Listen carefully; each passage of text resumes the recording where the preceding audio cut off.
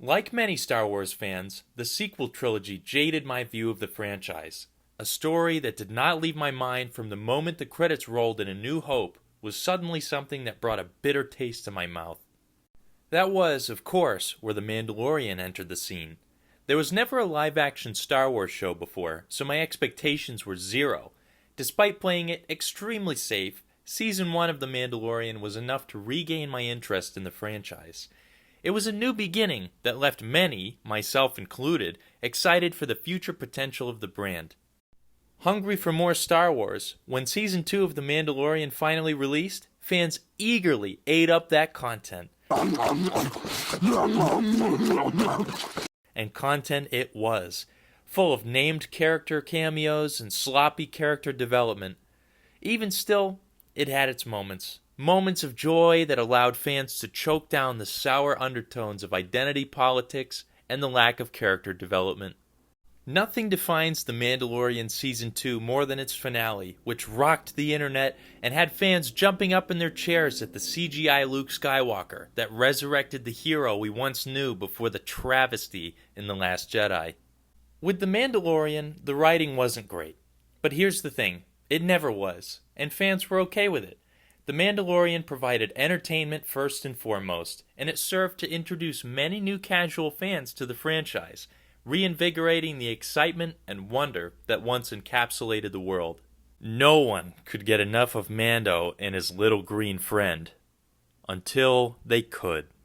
Along came the absolute slog of shows that Disney decided to serve up.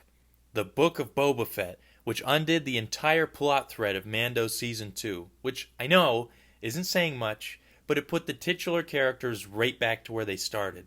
You have Obi-Wan Kenobi, which revealed Lucasfilm's thinly veiled formula for storytelling, and that's a little something I'll call the Mando formula from now on. You have a battle-hardened man, reluctantly he inherits a kid, the plot revolves around that kid, you get the idea, you've seen it. And then you have the Bad Batch, which again applied the Mando formula, which resulted in a thematically dull and contrived story. After consuming all of this content, fans bided their time and remained hopeful for Mando Season 3 to save the franchise. Well, Season 3 showed up, and something unexpected happened. For whatever reason, the fandom gained consciousness this season, and they decided collectively that they were not okay with the weak writing anymore. Season 3 served up the tried and true dish of flashy action, heavy plot armor, weak character development, and thinly veiled identity politics. Oh, and a sickening dose of random Baby Yoda cutaways. You see, Season 3 of The Mandalorian committed what I like to refer to as the unforgivable sin, and that is giving the fans exactly what they asked for. Season 3 brought in 8 more episodes of zero plot, mindless action, zero stakes, zero story, less thinly veiled identity politics, and a mountain of contrivances. On top of all of that, Lucasfilm actually had an episode for the sole purpose of giving Jack Black and Lizzo a cameo. I'm convinced that the episode they appeared in had no other purpose than to say, hey, here's this person you know. Isn't that cool, guys? Don't you like us now? Don't you like the show?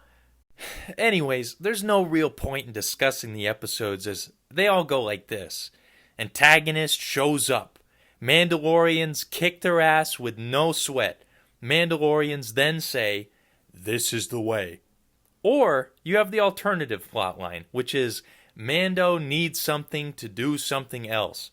Mando travels to place where he is supposed to get said thing. He has to do something else to get that thing. Finally, he gets the thing he went there for. Mando says, this is the way. Episode ends. There you go. That's episode 1 through 7, with the exception of episode 3, which was actually good. It was a standalone story and it actually accomplished world building and character development. So I won't even include that here, as it wasn't really what I would consider a Mando episode. All of this nonsense led up to episode 8, which fans demanded be so grand that it retroactively restores their excitement into the previous dull episodes. Well, Episode 8, the big finish, the finale, left fans sitting in their chair, considering it one of the finales they ever saw. Truly one of the finales of all time. And that's just it. It was hyped up as the epic conclusion with high stakes and even higher consequences. The bad guys were badder, the good guys were gooder, and Baby Yoda was even babier. The stage was set for an epic showdown of great magnitude between the elite Mandalorians and the elite forces of Moff Gideon. The show even went through the trouble of introducing a more elite stormtrooper for our protagonist to face off with. Well, without spoiling anything too serious, let me summarize the plot for you. The episode starts off with a previous episode left off. Mando is captured. Psych! The Mandalorian starts fighting the two stormtroopers guarding him, and then Baby Yoda shows up, and then Mando summons his droid from out of his ass to get him to shut off all the security systems, and then Mando kills 3 million stormtroopers single-handedly, and then... Oh, I'm sorry. Were you expecting something else? Possibly good writing? Or even stakes with consequences? Well, you won't find it here. Because the confusing and then writing format is exactly how they write The Mandalorian. Something happens, and then this happens, and then that happens, and then this happens. It's nonsense. Anyway, while the Mandalorian's doing his thing somewhere else, the rest of the Mandalorians are battling the Imperial Army to retake Mandalore. Well, wouldn't you know, I'm not sure if I saw one Mandalorian casualty. It was so easy. They just wiped out all of Moff Gideon's forces with barely an inconvenience. At this point, the showrunners have created a faction so overpowered that a small group of them could just walk onto the Death Star, kill everyone on it, and capture it without a single casualty, because this is the Filoni way, I guess? Well, if you haven't already figured it out, this show is a joke, and it pisses me off. Don't get me wrong, the visuals are always on point, and the character designs can be pretty cool. I like a lot of them. However, the coolest character designs in no way make up for the corniest writing.